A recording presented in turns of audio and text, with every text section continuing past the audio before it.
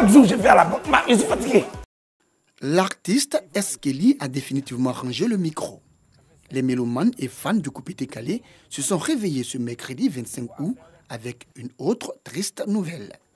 Éric Parfait Francis Tareg alias Eskeli, fils du journaliste Joseph Tareg, est décédé dans une clinique à Boaké où il résidait selon des sources proches de l'artiste.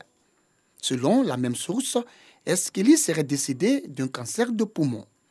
L'artiste s'était illustré sur Internet via des vidéos très souvent comiques et apolémiques, mais surtout avec son concept tout aussi particulier de fils de la reine Ablapoku qui l'amenait très souvent à se saupoudrer. Il est considéré comme le créateur du concept Konami qui a fait long feu dans le monde du coupé décalé. Un décès de l'artiste qui sonne, à n'en point douter, comme une symphonie inachevée dans le cœur de ces mélomanes et de plusieurs Ivoiriens qui se sont habitués au déboire de l'homme à la machette. Non mais attends, il lui dit ça. Parce que les choses de Colas là, non, mais frère, toi, tu veux rentrer dans Carrefour, ça là, on t'a pris comme chauffeur de Colas. En colère, ce chauffeur de taxi vient d'être victime d'un accident occasionné par ce camion. La cause de l'accident, l'absence de feux tricolores dans la ville. Il n'y a pas de feu. La ville là n'est pas grande comme ça, mais c'est vrai, on a beaucoup de véhicules ici. Il n'y a pas de feu, il n'y a rien. On est obligé de se frotter. On est obligé. Beaucoup de morts. Ici là, on a problème. Chaque carrefour, chaque jour, fait c'est accident. Donc vraiment, si vous pouvez envoyer un peu dans l'île de Crou, ça nous arranger. Il n'y a pas de feu, il n'y a aucune feu à l'île de Crou.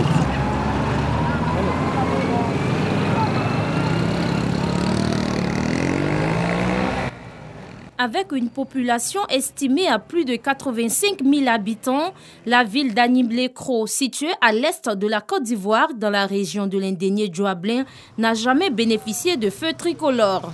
Une situation qui crée beaucoup de désagréments aux usagers de la route. Depuis Animblé-Kro a été créé depuis 1987.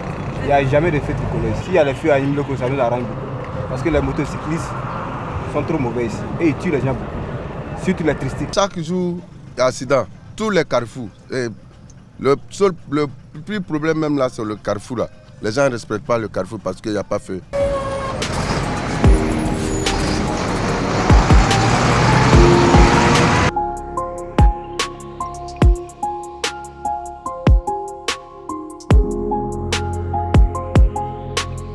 Aniblé-Kro enregistre en moyenne 10 accidents par jour, dû au manque de feux tricolores selon les autorités administratives de la localité. Une situation qui interpelle plus d'un. Pour le maire de la commune, des projets d'installation des feux tricolores à tous les grands carrefours sont en cours. Ceux-ci en vue de réduire les accidents et faciliter la fluidité routière. Le gouvernement a augmenté donc notre budget au niveau donc de la subvention concernant l'investissement. Et tout cela, nous allons ressasser pour que très bientôt, nous puissions donc doter 3 carrefours ici de feux tricolores. Outre le manque de feux tricolores, la ville est aussi confrontée à des problèmes sécuritaires. Entre autres, le vol de motos selon le préfet du département d'Aniblé-Kro, qui entend renforcer la sécurité. Il y a des voleurs qui se sont spécialisés dans le vol de motos. Et c'est un commerce florissant parce que ici, la moto est un moyen facile de déplacement et donc il y a beaucoup de motos. Les vols de motos sont récurrents. Les forces de l'ordre et la préfecture, nous avons ce qu'on appelle le comité départemental de sécurité. Et donc chaque mois, nous tenons des réunions sécuritaires pour faire le point des problèmes en la matière. En attendant la présence des feux tricolores dans la ville, les usagers négocient entre eux en cas d'accident. C'est le cas de ce chauffeur. On n'a pas gardé quelque chose.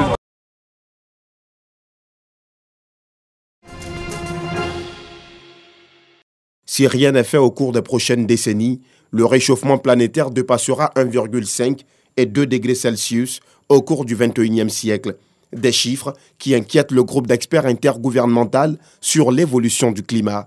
Lors de cette conférence de presse tenue à la Sodexam, ces experts ont présenté le 6e rapport d'évaluation du climat et évoqué ses impacts pour la Côte d'Ivoire. Les études ont montré que au niveau de la Côte d'Ivoire, la température a augmenté de 0,8 degrés sur une trentaine d'années, avec un pic en 1,3 degrés en 2010. Cela a une conséquence énorme sur les impacts du changement climatique sur la Côte d'Ivoire, sur les infrastructures, sur l'agriculture, sur tout le secteur économique. Le 6e rapport d'évaluation du climat du GIEC, groupe d'experts intergouvernemental sur l'évolution du climat, était aussi pour le directeur de la météorologie nationale et ses pairs l'occasion de faire des recommandations à la Côte d'Ivoire. Il est important que les mesures d'adaptation à prendre par les communautés, c'est vraiment de pouvoir reboiser, de pouvoir maintenir le niveau de CO2 au niveau actuel pour diminuer.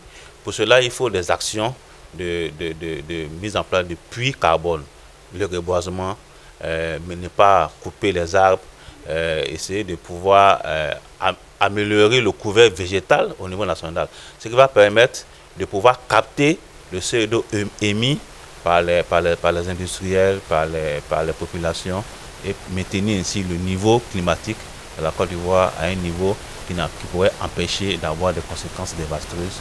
Selon les experts, le dioxyde de carbone, CO2, est le principal moteur du changement climatique. S'il est vrai que divers polluants atmosphériques et gaz à effet de serre impactent négativement sur le climat, il est tout aussi avéré que les actions de l'homme peuvent déterminer l'évolution du climat et donc l'avenir de la planète. Ce rapport est aussi une invitation à adopter de bons comportements pour la sauvegarde de la planète.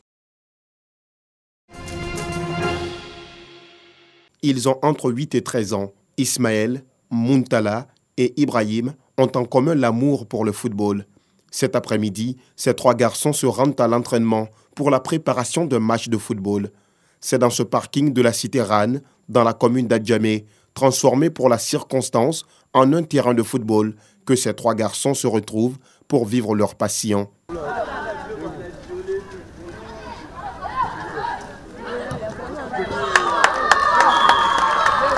On a des problèmes, on n'a pas beaucoup de maillots, on n'a pas des paires de marque, on n'a pas des bas. On se debout comme ça pour venir à l'entraînement. Le maillot que je porte, ça fait plus d'1 an. Aire de jeu inadéquat, manque d'équipement sportif, des difficultés que vit leur entraîneur, Souleymane Valibalo, depuis plus d'une décennie. Moi, c'est une passion pour moi, le sport. Donc, je prends le temps d'occuper la jeunesse, les enfants du quartier. Tout le monde veut jouer au foot. C'est pas facile, tout le monde vient, je veux jouer.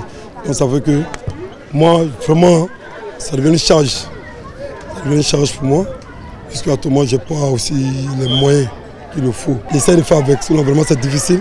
Il faut donc apporter un appui à ce centre de formation qui a contribué à l'encadrement de nombreux jeunes, dont l'international footballeur Amad Diallo. C'est tout le sens du don en équipement du promoteur culturel José Touré, fils de la commune d'Adjamé. Quand je regarde l'autre côté, où je vis aux États-Unis, les enfants ont des espaces verts et puis les enfants essayent de progresser dans tout ce qu'ils veulent faire. Et nous encore, à Djamé, on n'a pas d'espace pour pouvoir vraiment faire sortir des génies. Pour moi, je suis venu avec quelques dons pour pouvoir soutenir ces enfants-là du quartier. Puisqu'on m'apprend que le jeune Amad est sorti de ce quartier. Donc s'il faut encore en créer d'autres Amad, il faut leur donner les conditions pour pouvoir travailler. Donc c'est une première, mais je vais continuer à aider ces jeunes-là.